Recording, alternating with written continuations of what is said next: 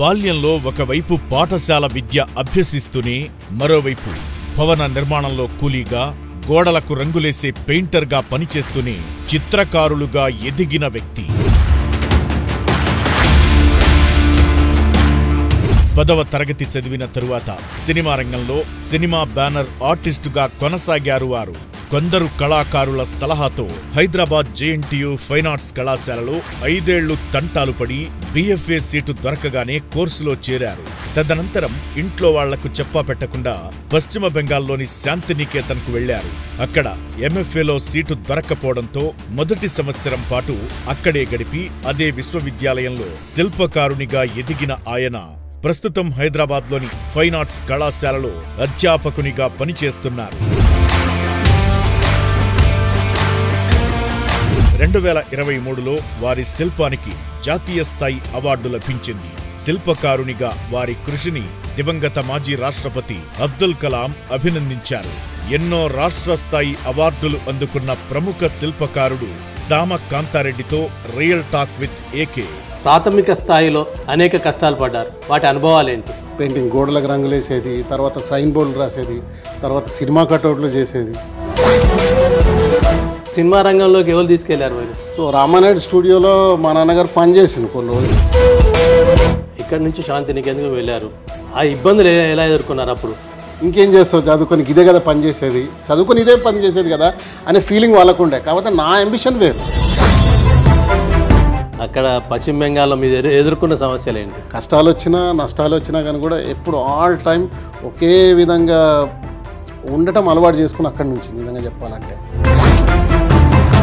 ఇప్పటికీ దేశంలోనే శాంతినికేతన్ ప్రథమ స్థానంలో ఉంటుందా? ప్రపంచంలోనే శాంతినికేతన్ అంటే ఒక iconic university sir. Abdul Kalam రాష్ట్రపతిగా ఉన్న పరిస్థితుల్లో వాళ్ళ మిత్రునికి సంబంధించిన శిల్పం మీరు తయారు చేశారు. ఆర్ట్ పట్ల, కళల పట్ల ఆయనకున్న గొప్ప అవగాహన కూడా ఉంది అబ్దుల్ కలాం గారి. చదువుకునేటప్పుడు ఉన్న పరిస్థితులు ఏంటి? ప్రొఫెసర్గా ఉన్నప్పుడు, ఫ్యాకల్టీగా ఉన్నప్పుడు పరిస్థితి ఏంటి? ముందు మేము చదువుకునేటప్పుడు చెప్పే వాళ్ళకి మేము చెప్పే విధానానికి మార్పు అనేది జరిగింది సార్. అంటే ఒక శిల్పం తయారు చేయడానికి కనీసం ఎన్ని రోజులు పడుతుంది? మినిమం ఒక 4 days చేసుకుంటాం. కొత్తగా వస్తున్న వారికి, యువ కళాకారులకు వీరికి మీరు సూచించే సలహాలు ఏంటి, ఇచ్చే సలహాలు? ప్రతిరోజు పడుకునే ముందు ఒక్కసారి అద్దంలో చూసుకొని నేను నా ఫీల్డ్కి ఏం చేశాను అని మనకు మనం క్వశ్చన్ వేసుకుంటే ఆన్సర్ అక్కడ దొరుకుతుంది సార్. ఎన్నో రాష్ట్ర స్థాయి అవార్డులు అందుకున్న ప్రముఖ శిల్పకారుడు సామ కాంతారెడ్డితో రియల్ టాక్ విత్ AK.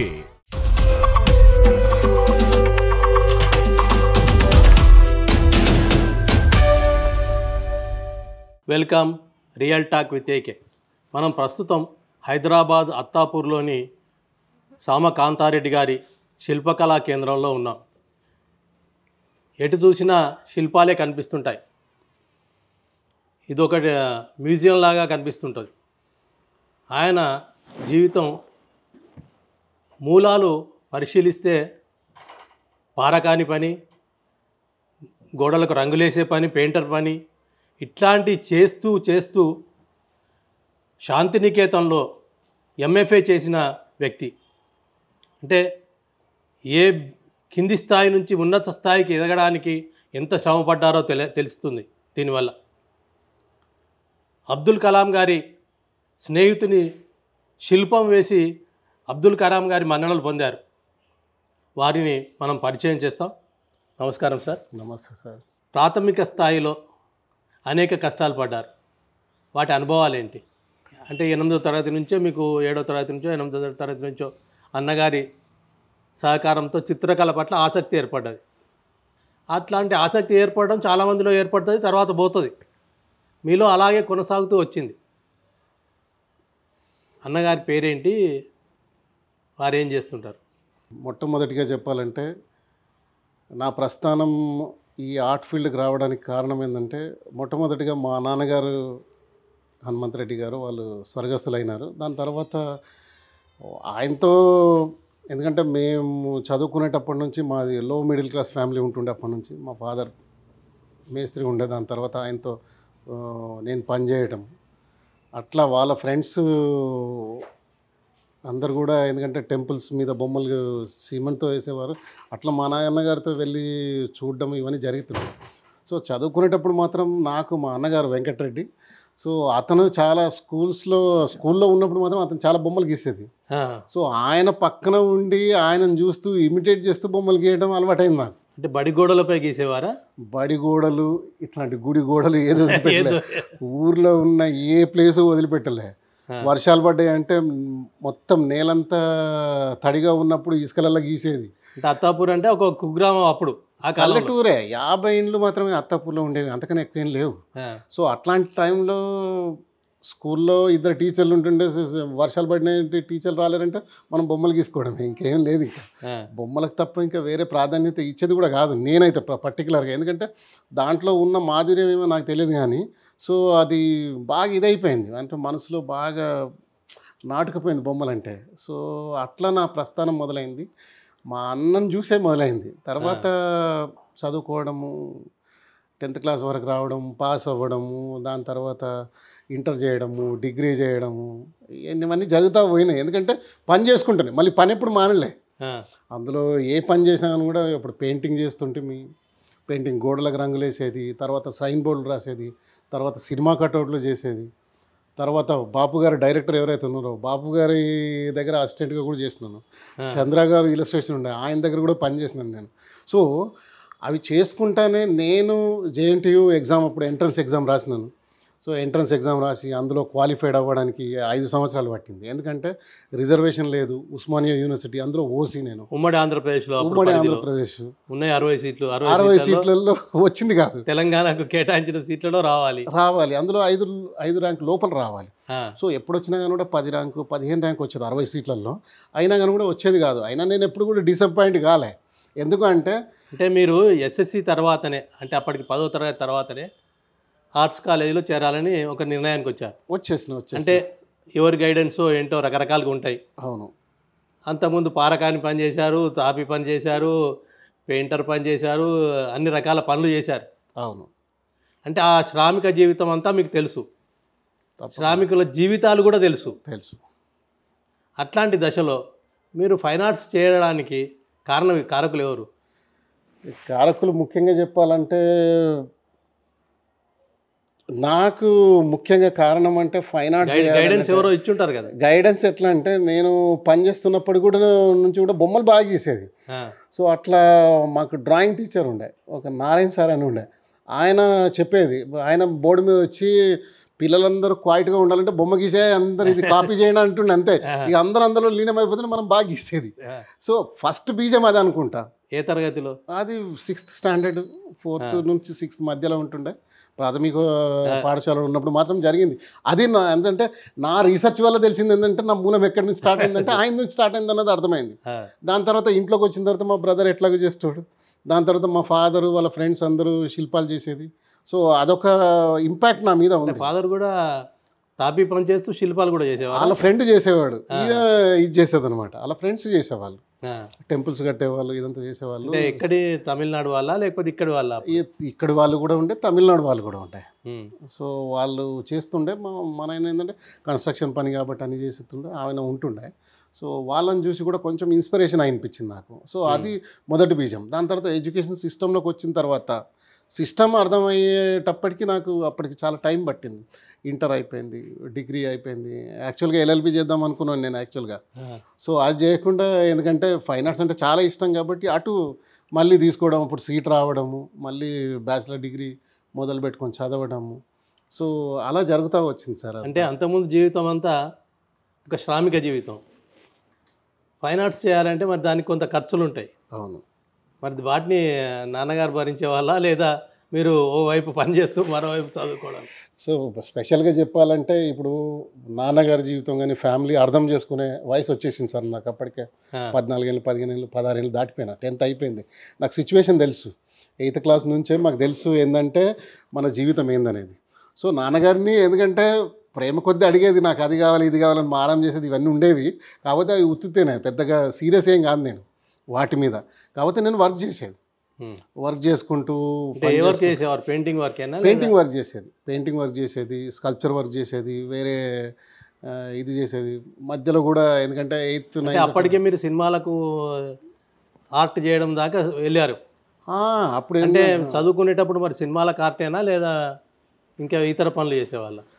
సినిమాలకు చేసేది బాగా, సినిమాలకు చేసేది, మళ్ళీ సైన్ బోర్డు రాసేది, దాని తర్వాత స్క్రీన్ ప్రింటింగ్ చేసేది. స్క్రీన్ ప్రింటింగ్ సినిమా రంగంలోకి ఎవరు తీసుకెళ్లారు మీరు? సినిమా రంగంలోకి మా నాన్నగారు ఏంటంటే రామానాయుడు స్టూడియోలో అప్పుడప్పుడే బాగా సినిమాలు జరిగేది హైదరాబాద్లో. సో రామానాయుడు స్టూడియోలో మా నాన్నగారు పనిచేసింది కొన్ని రోజులు, సివిల్ వర్క్ చేస్తున్నప్పుడు. నేను అందులో వెళ్ళిన తర్వాత అట్లా సినిమా టచ్ ఉంది. సినిమాలో ఇక ఎవరైనా ఖాళీగా ఉంటే అప్పుడు లేబర్ తక్కువ కాబట్టి రాబాబు చేసే అంటుండే, ఇక బొమ్మలు ఇష్టం కాబట్టి సో అది చేస్తూ ఉంటే వేరే పెయింటర్లు ఎంకరేజ్ చేయడం, ఇట్లా సినిమా ఫీల్డ్లో కూడా చాలా వర్కులు చేసింది ఆ టైంలో. చాలాగా ఉండేది కూడా. అంటే ఆ వర్క్సే మీరు చదువుకోవడానికి ఉపయోగపడాయా? అయ్యా ఆఫ్ కోర్స్ డెఫినెట్లీ చెప్పొచ్చు. ఏంటంటే ఆ హ్యూజ్ స్కేల్లో వాళ్ళు చేసేది అదంతా, ఎందుకంటే అక్కడ ఉన్న ప్లేస్ మామూలుగా ఎంటీ ఉండేది, కొన్ని రోజులలో అక్కడ పెద్ద బిల్డింగ్లు అయిపోయేది. అది కూడా ఎంత అంటే అమోఘంగా చేసేవాళ్ళు కదా, అది చాలా ఇన్స్పైరింగ్ ఉండేది నాకు. ఎందుకంటే ఇంట్లోంచి మామూలుగా ఎటో వెళ్తున్నామని చెప్పి ఎవరికి తెలిసేది కాదు, కాబట్టి సైకిల్ తీసుకుని ఇట్లా టోరీ చౌక్ మీదకి అట్లా రామానాయుడు స్టూడియో పడేది, పద్మాలయ స్టూడియో పడిపోయేది. అట్లా తెలియకుండా కొన్ని రోజులు అట్లా తిరిగేవాడిని నేను మామూలుగా, అదే పని, ఇంకా వేరేదేం లేదు.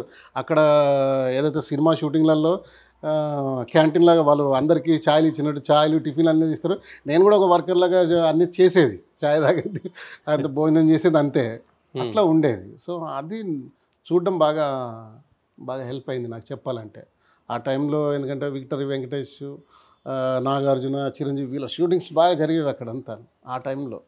సో అట్లా వర్క్ చేసేది, అప్పుడు వర్క్ చేసుకునేది, పని చేసేది, మళ్ళీ కాలేజీకి వచ్చేది, ఇవన్నీ చేసేది, బాగుండేది. అంటే కాలేజీ జీవితం నుంచి ఒకటేసారి మీరు కాలేజీ జీవితం అయిపోగానే అంతర్ధానం అయిపోయారు, అంతే, శాంతినికేతన్లో తేలిండ్రు. అవును. అలా తేలడానికి కారణం ఏంటి? అప్పుడు పడ్డ ప్రయాసలు ఏంటి? అంటే అప్పటికి నేను అంటే అప్పటికి భాషా సమస్య ఉంటుంది, అవును, అక్కడ బెంగాలీ భాష, అప్పటికి హిందీ కూడా పెద్దగా లేదు, ఇంగ్లీషు అక్కడ ఉందా లేదా చెప్పలేము, మీరు తెలుగు. అయితే నేను అంటే అంటే మామూలుగా నాకు, ఎందుకంటే ఒకటి మాత్రం నాకు పక్కగా తెలిసిందంటే సార్, అంటే నేను అనుకునేది అప్పటి నుంచి కూడా, ఎందుకంటే గొప్ప వ్యక్తుల చరిత్రలు చదివినా కానీ కూడా ఏదన్నా అనిపించేది ఏంటంటే వాళ్ళు ఎప్పుడు కూడా స్టాప్ అయ్యేవాళ్ళు కాదు. వాళ్ళు చేసుకుంటే పని ఏదంటే మెల్లగా అయినా స్లోగా అయినా కానీ కూడా వాళ్ళు దాని అంతిమ గమ్యం వరకు చేరేవాళ్ళు. సో అదొక్కటే నా పాయింట్. మా నాన్నగారు కూడా చెప్పేది అదే పాయింట్, జీవితంలో ఏదైనా ఉంటే కానీ కూడా నువ్వు ఆటో డ్రైవర్ అయినా పర్లేదురా, బస్ దాంట్లో నువ్వు మాస్టర్ అయి ఉండాలి. సో ఆ విధంగా అంటే సిస్టమ్ ఉండేది, ఏదైనా చేస్తే దాంట్లో నువ్వు మాస్టర్ ఉండాలి, అంతే, ఇంక వేరే వాడు ఉండొద్దు అనేది. ఆటో నడిపినా పర్లేదు కానీ నువ్వు ఆటో దాంట్లో కూడా మంచిగా ఉండాలి, ఈ ఫీలింగ్ బాగా డెవలప్ అయింది నాకు. సో అట్లా ఉండి అది చదువుకునేటప్పుడు కూడా మామూలుగా చదువుకోవడం ఏముంది, 60 మందిలో నేను ఒకరిని, కాకపోతే ఫస్ట్ ఇయర్ అవ్వగానే తెలుస్తుంది 60 మందిలో వీడు సపరేట్ అని చెప్పి ఫస్ట్ ఇయర్లోనే తెలిసిపోయింది. సో మళ్ళీ 60 ఇంటూ 5 మంది, 5 సంవత్సరాలలో 2 సంవత్సరాలలో తెలిసిపోయింది ట్రాక్ వేరే వీరిదని. ఎందుకంటే విజన్ అనేది, సో అప్పటికి, ఎందుకంటే అప్పటికి ఇంటర్ అయిపోయింది, డిగ్రీ అయిపోయే స్థాయికి వచ్చినాం కాబట్టి అప్పటికి అర్థమైపోయింది మనం ఏం చేస్తే మన ఈ స్థితిగతుల నుంచి మనం బయటికి రావచ్చు. అంటే మీరు ఇక్కడ నుంచి శాంతినికేతన్కి వెళ్ళారు, ఆ ఇబ్బందులు ఎలా ఎదుర్కొన్నారు అప్పుడు? ఫస్ట్ ఏంటంటే సార్, ఇక్కడ బిఎఫ్ఏ అయిపోయిన తర్వాత అప్పటికి ఫ్యామిలీలో, ఎందుకంటే చిన్న ఫ్యామిలీ కాబట్టి ఎకనామికల్ కండిషన్ మామూలుగా ఓ మోస్తరుగా ఉండేది. సో అప్పటికి మా మదర్ ఫాదర్ అంటే ఇంకా చదువు ఎందుకు, ఇప్పుడు ఆల్రెడీ పెళ్లి వయసు వచ్చేసింది, ఇంకా చదువుకుంటే పోతే ఎట్లా అనే ఫీలింగ్లో వాళ్ళు 19-20 ఏళ్ళ డిగ్రీ అయిపోయింది. అప్పటికే పెళ్లి అప్పటికి ఏంటంటే చిన్న ఫ్యామిలీ, ఆ కాలంలో అదే చిన్న ఫ్యామిలీ కాబట్టి అవన్నీ ఉంటుండే. సో వాళ్ళు ఏంటంటే బాగానే పని చేసుకుంటుండు, మామూలుగా నెలకింత సంపాదిస్తుండు, సెటిల్ అయిపోయింది కదా, ఇంకా చదవటమేంది, ఇంకా చదువుడు ఎందుకు, ఇంకేం చేస్తావు చదువుకొని, ఇదే కదా పని చేసేది, చదువుకొని ఇదే పని చేసేది కదా అనే ఫీలింగ్ వాళ్ళకు ఉండే. కాకపోతే నా అంబిషన్ వేరు. అదే నేను అందుకే అక్కడ కలకత్తా వెళ్ళినప్పుడు అక్కడ పశ్చిమ బెంగాల్లో మీరు ఎదుర్కొన్న సమస్యలు ఏంటి? ఫస్ట్ ఆఫ్ ఆల్ ఏంటంటే సార్, ఇక్కడ నుంచి వెళ్ళడం పెద్ద సమస్య అయిపోయింది నాకు. ఎందుకంటే అక్కడ ఎప్పుడు ఎంట్రన్స్ ఎగ్జామ్ పడుతుందో తెలియదు, అంటే ఇప్పుడంటే నెట్ అదంతా ఉంది, అప్పట్లో ఎప్పుడు నోటిఫికేషన్ పడుతుందో తెలియదు. అది తెలుసుకున్న తర్వాత ఇంట్లో అడిగాను ఇట్లా పోతానంటే అంత సుముఖత చూపించలే. ఇంకా మన సంగతి తెలుసు కదా, జంప్ అయ్యే రకం నేను. సో ఆ టైంలో ఎట్లా ఉంటుందంటే నేను అనుకున్నది చేయాలంటే చేయాలి అంతే. సో ఆ టైంలో వన్ ఫైన్ నైట్లో ఇక్కడ నుంచి వెళ్ళిపోవడం, ట్రైన్లో పడిపోవడం, అక్కడ నుంచి టికెట్ తీసుకున్నానా లేదా కూడా నాకు గుర్తులేదు. ఎందుకంటే విజన్ అంతా, ఎందుకంటే నా ఫోకస్ అంతా జస్ట్ శాంతినికేతన్లో చేరాలి నేను అంతవరకే. సో అట్లా అక్కడ శాంతినికేతన్కి లాంగ్వేజ్ లేదు వాస్తవం చెప్పాలంటే. కలకత్తాలో దిగిన తర్వాత నేను కలకత్తాలో దిగగానే ఫైన్ ఆర్ట్స్ కాలేజ్ ఎదురుగుంటుంది అనుకున్నా, ఆ విజన్ ఉండే, ఎందుకంటే అదే డ్రీమింగ్ చేసేవాడిని నేను. సో అదేం లేదు, కలకత్తా నుంచి అది దగ్గర దగ్గర 300 కిలోమీటర్స్ దూరం, 150-200 కిలోమీటర్స్ దూరము. అయినా రోజుకు ఒకటే ట్రైన్ ఉండేది అప్పట్లో. సో ఆ ట్రైన్ కూడా నాకు తెలియదు. సో ఆ ఒకరోజు హౌరా స్టేషన్లో మంచిగా బయట పడుకొని అంటే రోడ్డు మీదనే, రోడ్డు బయట ఏదైతే ఉంటుందో అన్ని షాప్స్ అవి ఉంటాయి, అక్కడనే పడుకొని. ఎందుకంటే ఒకసారి ట్రైన్ మిస్ అయిందంటే మళ్ళీ నెక్స్ట్ డేనే. సో అట్లా నెక్స్ట్ డే మామూలుగా వేరే వాళ్ళని అడిగితే కాలేజీ పిల్లలందరూ కలుస్తూ ఉంటే అడిగాను, ఇట్లా శాంతినికేతన్ పోవాలి అని తెలుగులో చెప్తే వాళ్ళకి ఒకటి అర్థమైంది ఏంటంటే శాంతినికేతన్. సో వాళ్ళు ఏం చెప్పారు అంటే, వాళ్ళు బెంగాల్లో చెప్పారు ఈ ట్రైన్ వస్తుంది, ఈ ట్రైన్లో వెళ్ళిపో అని చెప్పి అది చెప్పారు. చెప్పిన తర్వాత స్టేషన్ దగ్గర పోవడం, ప్లాట్ఫామ్ దగ్గర పోయి కూర్చున్నాము. ఆ ట్రైన్ వచ్చింది, అది తీసుకుపోయి రాత్రి 12 గంటలకు 12-1 గంట టైంలో అక్కడ దిగిపోయినాము. అది కూడా తెలియదు, అది గువాహటి పోతున్న ట్రైన్. సో శాంతినికేతన్ అంటే శాంతినికేతన్ కాదు, అది బోల్పూర్ స్టేషన్ అని ఉంది, అదొక కన్ఫ్యూజ్ మళ్ళీ నాకు. సో అక్కడ దిగిపోయినా, దిగిపోమంటే దిగిపోయినాను. దిగిపోయిన తర్వాత బోల్పూర్ స్టేషన్ అంటాడు, ఏంది శాంతినికేతన్ అంటారు అంటే శాంతినికేతన్. దిగిన తర్వాత ఒక రిక్షా అతన్ని వాళ్ళని అడిగితే శాంతినికేతన్ అంటే ఇక్కడ నుంచి ఒక 5 కిలోమీటర్స్ దూరంలో ఉంటుంది యూనివర్సిటీ అది ఇది అంటే. ఆ రాత్రి నడుచుకుంటూ వెళ్ళి ఇంకా అక్కడ ఇంకా తెల్లారుతుంది, దగ్గర దగ్గర తెల్లారుతున్నప్పుడు చూసినప్పుడు అనిపించింది ఆ స్కల్ప్చర్స్ కానీ అవి కానీ చూసిన తర్వాత ఇంకా మనసు రాలే, ఇంకా నాకు ఇక అక్కడే ఉండిపోవాలి, అక్కడ తప్ప ఇంకా వేరేది లేదు. ఇంకా అక్కడనే ఇక జీవితం స్టార్ట్ కావాలి, ఇంకా ఎట్టి పరిస్థితుల్లో మాస్టర్ చేయాల్సిందే, ఇంకా వినేదే లేదని చెప్పి అక్కడ ఉన్నాం. ఉన్న తర్వాత మరి ఫుడ్ కష్టము, ఏది లేదు నాకు అప్పట్లో. అప్పటికి లాంగ్వేజ్ లేదు, మన ఫుడ్ వేరే, అక్కడ ఫుడ్ వేరే, ఏది లేదు, లాంగ్వేజ్ లేదు, ఏది లేదు. కానీ సర్టిఫికెట్లు మాత్రం చేతులు ఉన్నాయి, కానీ అక్కడ ఒక గొప్ప సంస్కృతి ఏంటంటే, ఆర్ట్ నేర్చుకునే వాళ్ళు కానీ, సంగీతం నేర్చుకునే వాళ్ళు కానీ ఎవరైనా కానీ కూడా ఉన్నారంటే వాళ్ళు అడిగి భోజనం పెట్టే సంస్కృతి అక్కడ ఉంది. అట్లా నాకు వేరే వాళ్ళు పిలిచి భోజనం పెట్టిన రోజులు ఎన్నో ఉన్నాయి. అందులో కొంతమంది ప్రొఫెసర్లు ఉన్నారు, సంగీత భవన్ అని ఉంటుంది, అంటే సంగీతం నేర్పించే కాలేజీ ప్రొఫెసర్ ఒక అతను ఉండే, వాళ్ళు పిలిచి నాకు భోజనం పెట్టిన ఇది ఒకటి ఉంది. సో అక్కడ నేను జాయిన్ అయినప్పుడు, ఎందుకంటే అప్పటికి లేట్ అయిపోయింది, నాకు డిప్లొమా ఇచ్చారు, ఎంట్రన్స్ రాశాను, డిప్లొమా ఇచ్చారు. డిప్లొమా ఇస్తే నాకేంటంటే మళ్ళీ నేను ఫర్దర్ హైయర్ స్టడీ చేయలేను, నేను డిప్లొమా తోటి జాబులు రావు, ఎందుకంటే జస్ట్ డిప్లొమా అని చెప్తారు. అందుకే డిగ్రీ కోసం నేను వెయిట్ చేసిన. ఫస్ట్ ఇయర్ పోయినప్పుడు నాకు డిప్లొమా ఇచ్చారు, నేను అన్నాను డిప్లొమా నాకు వద్దు, నాకు డిగ్రీ కావాలి, ఎందుకంటే నేను ఫర్దర్గా రీసెర్చ్ చేయాలి, పిహెచ్డీ చేయాలి, ఇంకా చాలా చేయాలని చెప్పి నా అంబిషన్ వేరే ఉండే. సో అప్పుడు డిప్లొమా తీసుకోమంటే తీసుకోలే నేను. తీసుకోకపోతే వాళ్ళని నాకు ఎందుకు డిప్లొమా ఇచ్చారు అంటే, నీకు హిస్టరీ తక్కువ ఉంది, సో కంపేరిటివ్ ఇక్కడ హిస్టరీ ఎంత అయితే కావాలో అంత లేదు కాబట్టి నీకు డిప్లొమా ఇచ్చినామంటే నేను చేయనని చెప్పి అక్కడ 1 ఇయర్ ఉన్నా. 1 ఇయర్ ఉన్నప్పుడు నేను బతకడానికి కష్టం కదా. సో అక్కడ జువాలజీ డిపార్ట్మెంట్లో నాగేంద్ర అన్న అని, వినయ్ అన్న అని, రవి అన్న అని 3 స్కాలర్స్ ఉండే. జువాలజీ డిపార్ట్మెంట్లో వాళ్ళు స్కాలర్స్, అప్పుడు పిహెచ్డీ చేస్తున్నారు వాళ్ళు.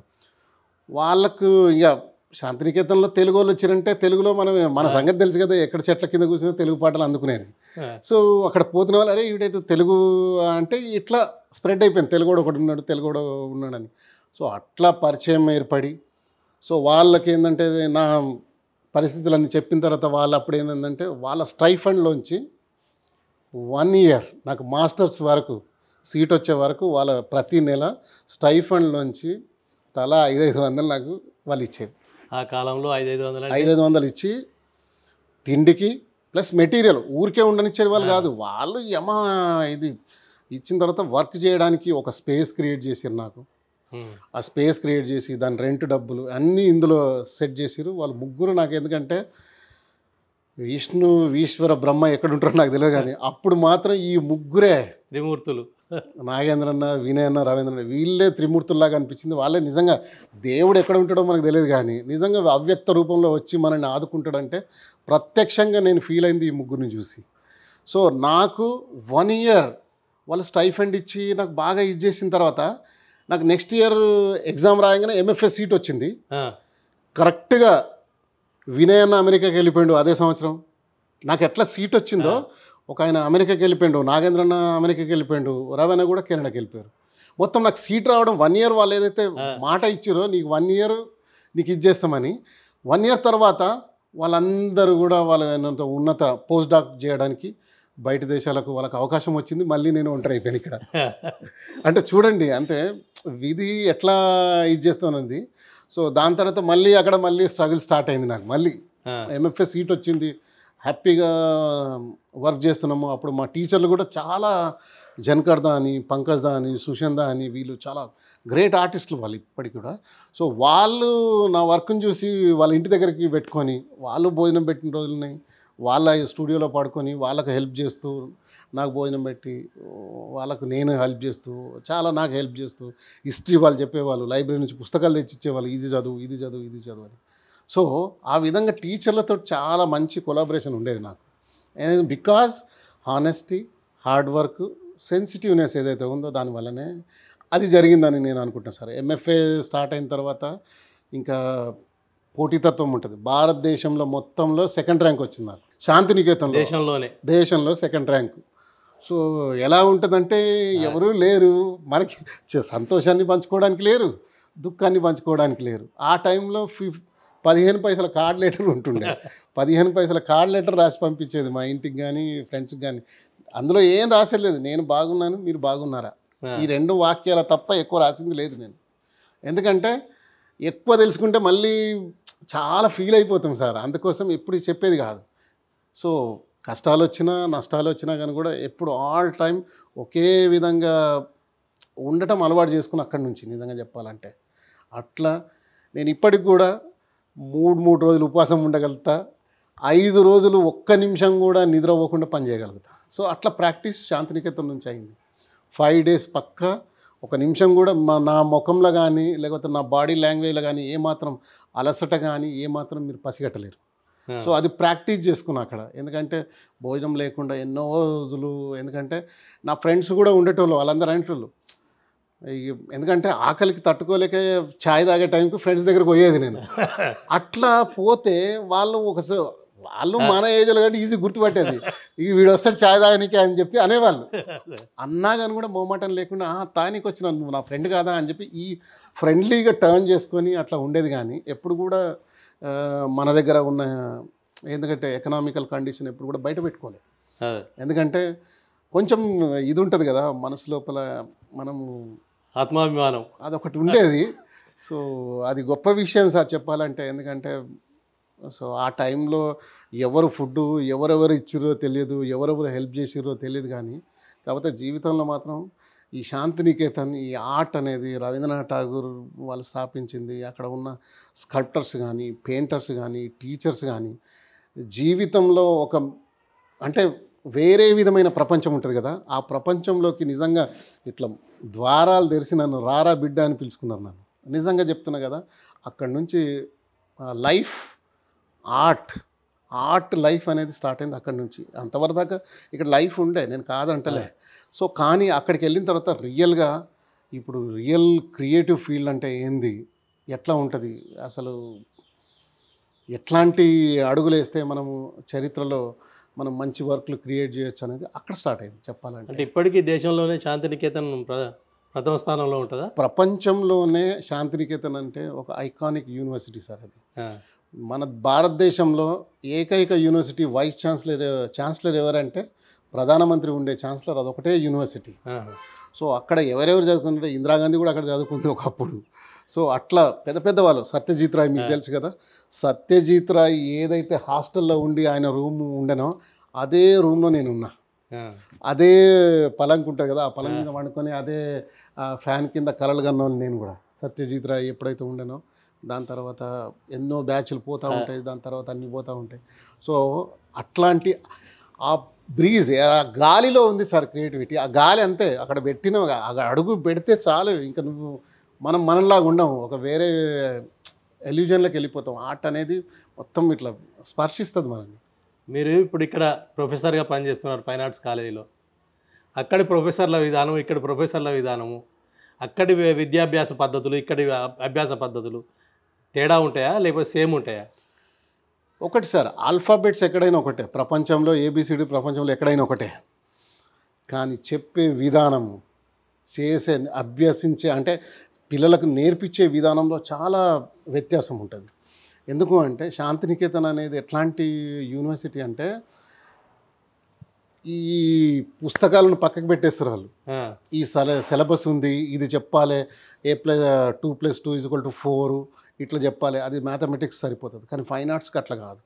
ఫైన్ ఆర్ట్స్కి ఏంటంటే ఫస్ట్ ఈ విద్యార్థికి ఏది ఇష్టం ఉంది అది తెలుసుకుంటారు ఫస్ట్ టీచర్లు. వీడికి ఏది ఇష్టము, ఈ అమ్మాయికి ఏది ఇష్టము, ఎందులో ఈ అమ్మాయి కానీ ఈ అబ్బాయి కానీ డైరెక్షన్ ఇస్తే వీళ్ళు ఉన్నత స్థాయికి వెళ్ళగలుగుతారు వీళ్ళ జీవితంలో అనేది ఫస్ట్ టీచర్లు స్టడీ చేస్తారు. టీచర్లు ఫస్ట్ మన బుద్ధిని స్టడీ చేసి మనకు ఆ విధమైన ఎక్సర్సైజ్ ఇచ్చేవాళ్ళు. ఇంకా చేసుకుంటూ ఇంకా ఇష్టమైన ఎక్సర్సైజ్ ఇస్తే చేయకుండా ఎవరు ఉంటారు? హ్యాపీగా చేసుకుంటూ పోతాము. అద్భుతమైన కళాఖండాలు సృష్టించడానికి స్కోప్ ఉన్న యూనివర్సిటీ అది. సో ఇక్కడ అంటే ఇప్పుడు యూజీసీ అని నాక్ అని అవన్నీ ఇవన్నీ పెట్టేసి సిలబస్లన్నీ మార్చి అంటే ఒక మెకానిక్ సిస్టమ్ ఇప్పుడు తయారైంది. సో అక్కడ అట్లాంటిది లేదు. సో ఆ సిస్టమ్ అందుకే కదా మన వేదాలు ఉపనిషత్తులు తీసుకున్నానంట గురుకులాలలో పాఠశాలలు జరిగేవి. గురుకులాలలో నేర్చుకున్న వాళ్ళే ఒకే టీచర్కు విలువిద్య వస్తుంది, మల్ల విద్యం వస్తుంది, వేదాలు వస్తాయి, ఉపనిషత్తులు వస్తాయి, అన్నీ వస్తాయి. సో ఇప్పుడు ఏమైంది అంటే ప్రతి సిలబస్కు ఒక టీచరు, ఒక ఎక్స్టర్నల్, ఇవన్నీ ఉన్నాయి. సో అలా పెట్టిరు కాబట్టి నేను అది తప్పని కూడా అనట్లేదు. ఎందుకంటే సిస్టంతో పాటు మనం వెళ్ళాలి కాబట్టి మనం కూడా దానికి ఎందుకంటే అంటే ఏమనలేని పరిస్థితి. సో అందుకోసం కానీ శాంతినికేతన్ విద్యా వ్యవస్థ మాత్రం అది వేరే సార్. ఎందుకంటే అది టోటల్ స్టూడెంట్ హృదయాన్ని దోచుకొని వాళ్ళ లోపల ఉన్న యాక్చువల్ డైమండ్, యాక్చువల్ స్కిల్స్ని బయటికి తీసుకొచ్చి చూపించే యూనివర్సిటీ అది. సో అందుకే ఒక సత్యజిత్ రాయ్ వచ్చింది, అట్లాంటి వాళ్ళు వచ్చారు. ప్రముఖ చిత్రకారులు, శిల్పకారులు అంతా అక్కడి నుంచే వచ్చారు. Almost 90% sir. ప్రపంచంలోనే అత్యంత ఫేమస్ విస్కాసిటీ అని ఒక టెక్నిక్ కనుక్కున్న ఆర్టిస్ట్ కూడా అక్కడి నుంచి, ప్రపంచంలోనే ప్రఖ్యాతి. ఆయన పేరు కృష్ణారెడ్డి. ఆయన చదువుకున్న తర్వాత కరెక్ట్ 50 సంవత్సరాల తర్వాత కాంతారెడ్డి ఎంటర్ అయింది అక్కడికి. నేను ఎంటర్ అయినా. ఎందుకంటే ఆ కృష్ణారెడ్డితో పాటు ఉన్న అంటే క్లాస్మేట్స్ ఎవరైతే ఉన్నారో మాకు టీచర్లు వాళ్ళు. సో వాళ్ళు సుషంద అని ఉన్నాడు, ఆయన చెప్పేదనమాట, అరే అమర కృష్ణదా ఆగాయ అంటాడు. అంటే మా కృష్ణన్నలాగా కనబడుతున్నావు, మా పాత కృష్ణదా ఉంటుండే కృష్ణారెడ్డి, ఇప్పుడు కాంతారెడ్డి వచ్చిండు అని చెప్పి అంటే ఆ ప్రేమతో పిలుచుకునేది నన్ను అట్లా. అంటే 50 సంవత్సరాల తర్వాత నేను జాయిన్ అయినా మన తెలుగు వాణిగా ఆ యూనివర్సిటీలో. మీరు శిల్పకారునిగా మంచి గుర్తింపు పొందాక అబ్దుల్ కలాం రాష్ట్రపతిగా ఉన్న పరిస్థితిలో వాళ్ళ మిత్రునికి సంబంధించిన శిల్పం మీరు తయారు చేశారు. ఎవరిది, ఎలా తయారు చేశారు? సో డిఆర్డిఎల్ నుంచి అంటే అప్పటికే నేను శాంతినికేతన్ నుంచి రావడము, ఈ జేఎన్టీయూ కాలేజీలో ఫ్యాకల్టీగా ఉండడము, ఉన్న తర్వాత చాలామందికి ఎందుకంటే మౌత్ పబ్లిసిటీ ఉంటుంది కదా సార్, ఎవరు బాగా వర్క్ చేస్తారు అని చెప్పి అప్పుడు డిఆర్డిఎల్ వాళ్ళకి తెలిసింది, పలానా కాలేజీలో పలానా ఆయన కాంతారెడ్డి అని ఉన్నాడు, ఆయనను తీసుకోండి అని చెప్తే వాళ్ళు డిఆర్డిఎల్లో తెలుసు కదా వాళ్ళ వ్యాన్లు కార్లు కాలేజీకి వచ్చేసి కాంతారెడ్డి ఎవరు అంటే అబ్బో ఇదేదో ఉందిరా అంటే పలానా ఆయన అంటే ఏంటంటే భయపడాల్సిన పని లేదు, మీకు చిన్న పని ఉంది అని చెప్పి తీసుకొని వెళ్ళారు. నన్ను తీసుకొని వెళ్ళిన తర్వాత చూపించారు. అప్పుడు అబ్దుల్ కలాం గారితో పాటు డీకే బెనర్జీ ఆయన పేరు, డీకే బెనర్జీ అనేటైన సైంటిస్టు. ఆయన చనిపోయిన తర్వాత డీకే బెనర్జీ బ్లాక్ అని ఒకటి కట్టారు అక్కడ. కట్టిన తర్వాత అందులో ఆ బెనర్జీ గారి బొమ్మ కావాలి అంటే అప్పుడు ఆ స్కల్ప్చర్ చేసిన తర్వాత, సో ఆ స్కల్ప్చర్ ఇనాగ్రేషన్ అప్పుడు అబ్దుల్ కలాం గారు చెప్పారు, పలానా ఆర్టిస్ట్ నేను కంపల్సరీ కలవాలి ఆయన్ని, ఆయన చాలా బాగా చేసిన అంటే వాళ్ళు అప్డేట్ ఇస్తూ ఉంటారు కదా అప్పుడు. సో ఆ టైం లోపల నన్ను నేను గెలవడం జరిగింది సార్ని. సో సార్ వచ్చి చెప్పింది ఏంటంటే, నువ్వు చాలా ప్రపంచంలో మన భారతదేశానికి ఒక గొప్ప సైంటిస్ట్ బొమ్మ నువ్వు చేసినావు అని చెప్పి నా చేతులు ఇట్లా పట్టుకొని చెప్తా ఉన్నాడు ఆయన. ఎందుకంటే నేను టీచర్ అని తెలుసు. సో ఆయన ఏమంటాడంటే అప్పటికే ఆయనకు ప్రపంచ స్థాయి గుర్తింపు, సైంటిస్ట్గా, రాష్ట్రపతిగా అన్నీ గుర్తింపు అయినా కానీ కూడా ఆయన ఎంత గొప్పగా ఏంటంటే నేను టీచర్ అని చెప్పారు వాళ్ళు. చెప్పిన తర్వాత నేను స్టూడెంట్ అని ఆయన అంటున్నాడు. అబ్దుల్ కలాం గారు నేను ఇంకా స్టూడెంట్నే అని అంటున్నాడు. అంటే ఆయన గొప్పతనం చూడండి, ఎంత ప్రేమతో ఆయన మనుషుల హృదయాన్ని దోచుకుంటాడు అనే దానికి నిదర్శనం అది. ఎందుకంటే ఆర్ట్ పట్ల, కళల పట్ల ఆయనకున్న గొప్ప అవగాహన కూడా ఉంది అబ్దుల్ కలాం గారికి. సో చాలా సంభాషణ జరిగింది ఆర్ట్ విషయంలో. ఆ పోర్ట్రేట్ ఇట్లా పట్టుకొని ఆయన కళ్ళెంబడి నీళ్ళు వచ్చేసినాయి అబ్దుల్ కలాం గారికి. ఎందుకంటే వాళ్ళ సావాసం అట్లాంటిది. మోర్ దెన్ 30-40 ఇయర్స్ వాళ్ళు ఒకే రూమ్లో, అంటే ఒకే ల్యాబ్లో పనిచేసిన విధానం అది. సో అదంతా గుర్తు చేసుకున్నారు వాళ్ళ ఫ్యామిలీ మెంబర్స్. ఆయనతో పాటు ఉన్న సైంటిస్టులు అందరినీ కల్పించారు నాతో అప్పుడు. సో అది చాలా మెమరబుల్. అసలు చెప్పాలంటే ప్రపంచంలో అబ్దుల్ కలాం గారిని ఆయన షేక్ హ్యాండ్ ఇస్తే దూది పించంలాగా ఉంది సార్ ఆయన చెయ్యి.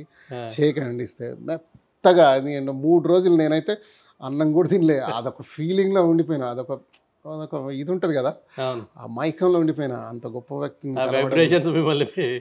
మామూలుగా సార్ అది చాలా గొప్పగా ఉండే అప్పుడైతే. సో అదొకటి నా జీవితంలో మర్చిపోలేని సంఘటన అబ్దుల్ కలాం గారిది ఒకటి అది సార్. ప్రొఫెసర్గా అంటే మీరు చదువుకున్న కాలేజీలోనే ప్రొఫెసర్, చదువుకునేటప్పుడు ఉన్న పరిస్థితులు ఏంటి, ప్రొఫెసర్గా ఉన్నప్పుడు ఫ్యాకల్టీగా ఉన్నప్పుడు పరిస్థితులు ఏంటి? ఓకే, చదువుకునేటప్పుడు ఏంటంటే లెక్చర్ ప్లేస్ దగ్గర నుంచి ముందు ఉండేవాళ్ళం. అంటే స్టూడెంట్గా వినేవాళ్ళం. తర్వాత కొన్ని సంవత్సరాల తర్వాత మేము చెప్పేవాళ్ళం, వినేవాళ్ళు ఉన్నారు మా ముందు. సో ఇది వ్యత్యాసం. కాకపోతే ముందు మేము చదువుకునేటప్పుడు చెప్పే వాళ్ళకి మేము చెప్పే విధానానికి మార్పు అనేది జరిగింది సార్. ఎందుకు అంటే విధానం ఏదైతే ఉందో, అంటే చెప్పే విధానము, అంటే టీచింగ్ అనేది వ్యక్తిగతంగా వాళ్ళ సాధన బట్టి టీచింగ్ చేస్తారు సార్ ఎవరైనా. అవును.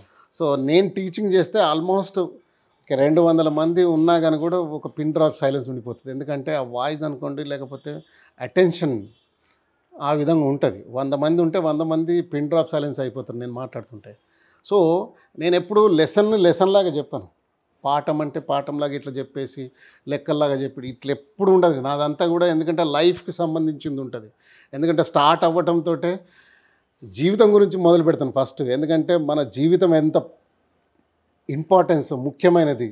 ఎందుకంటే ప్రతి ఒక్కరికి 24 గంటల సమయం ఉంటుంది చెప్పాలంటే, 24 గంటల సమయం. కానీ దాన్ని ఎలా వాడుకున్నారు, ఇప్పుడు అబ్దుల్ కలాం గారు ఎలా వాడుకున్నారు, లతా మంగేష్కర్ గారు అలా ఎలా వాడుకున్నారు, సచిన్ టెండూల్కర్ ఎలా వాడుకున్నాడు, అది ఈ ఎగ్జాంపుల్స్. రతన్ టాటా ఎలా వాడుకున్నాడు, ఇవన్నీ లైఫ్ ఎగ్జాంపుల్స్ ఇచ్చుకుంటూ ఒక 10 నిమిషాలు అది బ్రీతప్ చేసుకుంటూ వస్తా. వచ్చిన తర్వాత పిల్లలు ఇంకా ఆడికని ఇంక జరిగే ప్రసక్తి ఉండదు, ఇంకా జరిగే ప్రసక్తే ఉండదు. ఇంకా వాళ్ళు కూడా ఇట్లా ఇక నేను ఇప్పుడు యుద్ధానికి అవ్వాల్సిందే, ఇప్పుడు ఏదో వెళ్ళిపోతారు అంతే, ట్రాన్స్లోకి వెళ్ళిపోతారు అంతే. సో ఆ విధంగా ఈ టీచింగ్ నేను చేసేది. మేమున్నప్పుడు వేరే టీచింగ్ ఉండేది. మీరు ఇది చేసేయండి, ఇది ఇట్లా అది. ఎందుకంటే అది ఇష్టం. ఎందుకంటే నాకు టీచింగ్ అనేది ఇష్టం. ఫస్ట్ ఆఫ్ ఆల్ నాకు టీచింగ్ ఇష్టం. నాకు ప్రత్యేకంగా ఎందుకంటే టీచింగ్లోనే ఉండాలి. ఎందుకంటే శాంతినికేతన్ వెళ్ళిన తర్వాత అర్థమైంది నాకు అది. ఎందుకంటే టీచర్ అనేవాడు ఫిజికల్గా చనిపోయినా కానీ కూడా ఆయన వైబ్స్ కానీ ఆయన ఐడియాలు కూడా స్టూడెంట్ల రూపంలో ఎప్పుడు జీవితాంతం అలల్లాగా కదులుతూనే ఉంటాయి. సో అది టీచింగ్కి ఉన్న గొప్పతనం సార్. ఆ గొప్పతనాన్ని నేను ఎప్పుడు కూడా ఆ టీచింగ్ ప్రొఫెషన్ని చాలా గౌరవిస్తాను. ఎందుకంటే అది వేరే విధంగా ఉంటుంది. అది నాకు ఎందుకంటే బ్రెడ్ అండ్ బటర్. ఎందుకంటే నాకు ఫుడ్ పెట్టినా, లేకపోతే జ్ఞానాన్ని ప్రసాదించినా, లేకపోతే సమాజంలో ఇంత పెద్ద పేరు తెచ్చిపెట్టినా టీచింగ్ ఒకటి, ప్లస్ యాజ్ వెల్ సైమల్టేనియస్గా నేను క్రియేటివ్ వర్క్ చేయటం. టీచింగ్ వల్లనే ఇవి వచ్చినాయని నేను అనుకుంటున్నాను. టీచింగ్ వల్లనే ఇవన్నీ చేయగలుగుతున్నా. ఎందుకంటే టీచింగ్కు సమయం ఖచ్చితంగా కేటాయించాలి. తర్వాత క్రియేటివ్ వర్క్ ఇది అంటే మనము సమయం కేటాయించడానికి ఇది భిన్నమైనది. అవును. మరి ఎట్లా దాన్ని సర్దుబాటు చేసుకునేవారు? ఇప్పుడు ఒకటే సార్ మనకు, ఎందుకంటే ప్రతిసారి నేను చెప్పిందంటే 24 గంటల్ని మనం ఏ విధంగా వాడుతున్నాం అనేది. సో 24 గంటల్లో నేను టీచింగ్ ఇచ్చేది 6 గంటలు సార్, 6 అవర్స్ ఓన్లీ. అవును. 6 అవర్స్ తర్వాత నాకు మిగిలినవి 18 గంటలు. 18 గంటలు అంటే కాలేజీ నుంచి రారు కదా అప్పటికే, అక్కడ 3 గంటలు పోతుంది కదా. ఎక్కడ ఉన్నా కానీ కూడా సార్, కాలేజీ అయిపోయింది అంటే నా ఫ్రెండ్స్తో కలిసిన లేకపోతే ఇంకెవరితో ఉన్నా కానీ కూడా ఆర్ట్ గురించి తప్ప వేరే విషయం మాట్లాడే దాఖలాలు ఇంతవరకు లేవు నాకు. నాకైతే లేవు. నాతోటి కూడా వేరే వాళ్ళు కూడా వేరే విషయాలు మాట్లాడరు. ఇప్పుడు పాలిటిక్స్ అనుకోండి, I don't have any idea. Politics గురించి తెలియదు. ఇంకేదన్నా అడిగారు అనుకో దాని గురించి అసలే తెలియదు. సినిమాల గురించి అని అడిగారు అనుకో కొన్ని తెలుసు, అన్నీ తెలియదు మళ్ళీ. ఎందుకంటే సినిమాల గురించి ఎప్పుడు బ్యాక్ తెలుసుకున్నాం, దాని తర్వాత వదిలిపెట్టినాం. దాని తర్వాత ఆ ప్రయాణం వేరుంది. అందుకే అక్కడ 2 గంటలు 6 గంటలు టీచింగ్ చేసినా, 5 గంటలు టీచింగ్లో ఉన్నా, 6 గంటలు ఉన్నా కూడా, 2 గంటలు ఉన్నా కూడా ఆర్ట్ గురించే మాట్లాడుతున్నాం. ఏది అంటే మన భారతదేశంలో ఆర్ట్ ఎట్లా జరుగుతుంది, స్కల్ప్చర్ ఎట్లా జరుగుతుంది, ఇన్స్టాలేషన్ ఆర్ట్ ఎట్లా జరుగుతుంది, క్రియేటివ్ ఆర్ట్ లోపల ఏ మెటీరియల్స్ వచ్చినాయి, ఏ మీడియంస్ జరుగుతున్నాయి, ప్రపంచం ఆర్ట్ సినారియో లోపల భారతదేశ పాత్ర ఎంతవరకు ఉంది, రకరకాల మార్పులు వచ్చినాయి మార్పులు. సో ఇవన్నీ తెలుసుకోవడానికి పక్కా, ఎందుకంటే ఈ సమయం కేటాయిస్తాం. తర్వాత ఇంటికి వస్తాం, 6 గంటలకు వస్తాం. 6 గంటలకు మంచి కడుపు నిండా తిని మంచిగా కిందికి వచ్చి వర్క్ చేయడమే మొదలు పెడతాం. ఇంకా డ్రాయింగ్స్ వేసుకోవడం.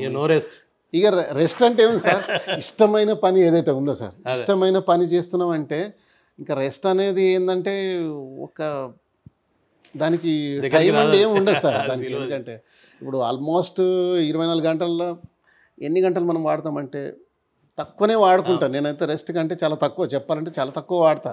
ఎందుకంటే ఇట్లా కళ్ళు మూసుకొని ఇప్పుడు పడుకున్నా అంటే ఇమీడియట్గా నిద్ర వస్తుంది నాకు. ఇప్పుడు 4 గంటలకు మేలుక లేవాలంటే 15 నిమిషాలు ముందే లేస్తా, 4 కన్నా 15 నిమిషాలు. ఎందుకంటే మైండ్ అట్లా సెట్ అయిపోతుంది. ఎందుకంటే మన ప్రయత్నమే అంతే, మార్చుకుంటే అట్లా ప్రయత్నం సార్. నేను ఏంటంటే ప్రయత్నం చేస్తే జరుగుతుందనే సిద్ధాంతం నమ్ముతాను. సో ఈ ప్రయత్నం వల్లనే అది జరుగుతుంది అనిపిస్తుంది. అందుకే ఇప్పుడు ఎందుకంటే నేను పెయింటింగ్ చేస్తా, డ్రాయింగ్ చేస్తా, స్కల్ప్చర్ చేస్తా, ఇన్స్టలేషన్ ఆర్ట్ చేస్తా, ఇంకా ఇవన్నీ కూడా చేస్తాం. ఎందుకు చేస్తున్నామో అంటే ఇదంతా ఆర్ట్ లోపల భాగమే ఇవన్నీ. కాబట్టి ఇవన్నీ చేయాల్సిందే. ఇప్పుడు ఈరోజు వంకాయ కూర తిన్నామంటే రోజు వంకాయ కూర తినలేం కదా. అట్లనే ఈరోజు స్కల్ప్చర్ చేసినామంటే రోజు స్కల్ప్చర్ కూడా చేయలేము. ఓ 10 రోజులు చేస్తాం, తర్వాత చేంజ్ చేస్తా, డ్రాయింగ్ చేస్తా, తర్వాత పెయింటింగ్ చేస్తా. ఇట్లా మారుతూ ఉంటుంది. కాకపోతే ఎప్పుడు ఎంత డెప్త్ వరకు చేయాలో అంత డెప్త్ వరకు వెళ్తాను, అంతవరకు చేసి దాని తర్వాత మళ్ళీ మారుస్తాను, మళ్ళీ కొత్తగా. స్కెచెస్ ఎన్ని రకాలుగా వేయాల్సి వస్తుంది, ఒక శిల్పానికి ఎన్ని రకాలుగా వేయాల్సి వస్తుంది? ఇప్పుడు మామూలుగా స్కెచెస్ అంటే సార్, ఇప్పుడు శిల్పానికి సంబంధించింది ఇది ఒక మనిషి స్కెచ్ చేశాను, పోర్ట్రేట్. ఇప్పుడు మీరు చూస్తున్నాయన్నీ కూడా, ఎందుకంటే ప్రతి ఒక్క మనిషిని గుర్తుపట్టడానికి ఓన్లీ పాస్పోర్ట్ అడుగుతారు ఎవరైనా. ఎందుకంటే అన్నీ కూడా ఒకటే దగ్గర ఉంటాయి. ఒక 6 ఇంచ్ డయా లోపల కళ్ళు, ముక్కు, పెదాలు అన్నీ అందరికీ అట్లే ఉంటాయి. కాకపోతే అరేంజ్మెంట్ లోపలనే డిఫరెన్స్ ఉంటుంది. సో అట్లా వ్యక్తిని గుర్తుపట్టవచ్చు.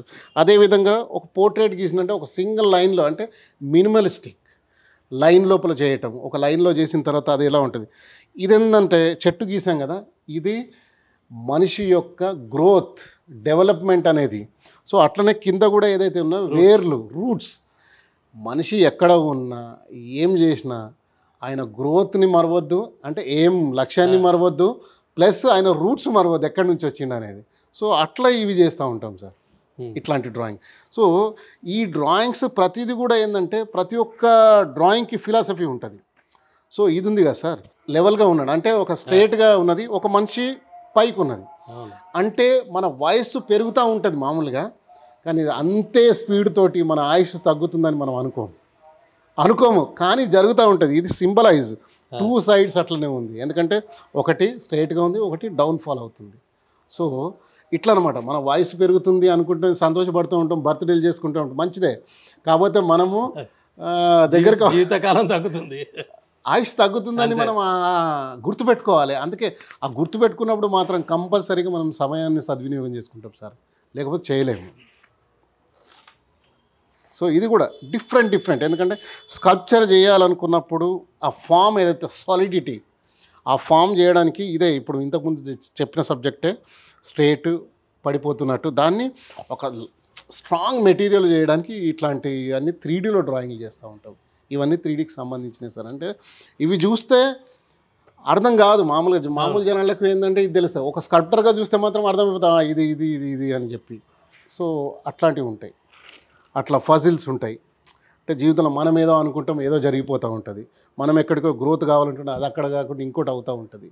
సో ఇట్లాంటివన్నీ కూడా నేను చేసే ప్రతి ఆర్ట్ లోపల కూడా సార్ ఎప్పుడు కూడా మన జీవితానికి సంబంధించింది మాత్రం, అంటే ఎవ్రీడేకి సంబంధించింది మాత్రమే ఉంటుంది. ఇప్పుడు మీరు ఇక్కడ కూడా చూసినట్టయితే ఇవంతా డెవలప్మెంట్, ఈ స్టెప్స్ ఇవన్నీ కూడా ఏంటంటే ఒక మన డెవలప్మెంట్కి సింబల్తో ఈ అడుగులు ఏంటంటే నెగిటివ్ పాజిటివ్ అడుగులు, నువ్వు కరెక్ట్ వేస్తున్నావా తప్పుగా వేస్తున్నావా.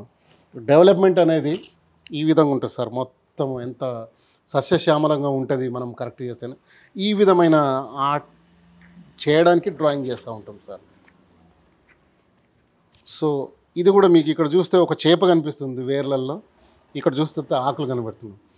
చేప సింబాలిక్గా తీసుకుంది, అది ఎప్పుడు నిద్రపోతుందా అనేది లేదే, మనం ఎప్పుడు చూడలే. ఎప్పుడు వాటర్లో ఉంటుంది, ఎప్పుడు నడుస్తూ ఉంటుంది. దాన్ని తీసుకొని ఏంటంటే మన లక్ష్యం వైపు మనం ఫిజికల్గా నిద్రపోయినా కానీ కూడా మెంటల్గా ఎప్పుడు అలర్ట్గా ఉండాలన్నదే కోరిక. సో అందుకోసం తీస్తూ ఉంటాం. ఆ గ్రోత్ అనేది ఒక అడవిలో చెట్టు మొక్కబడేస్తే అది మనం నీళ్ళు పోయాల్సిన అవసరం లేదు సార్, అదే వేపుగా పెరుగుతూనే ఉంటుంది. సో అట్లా ఉండాలి. మనం కూడా ప్రతిఫలం ఆశించి నేను ఇది చేస్తా అది చేస్తా అనుకుంటే అవసరం లేదు అది.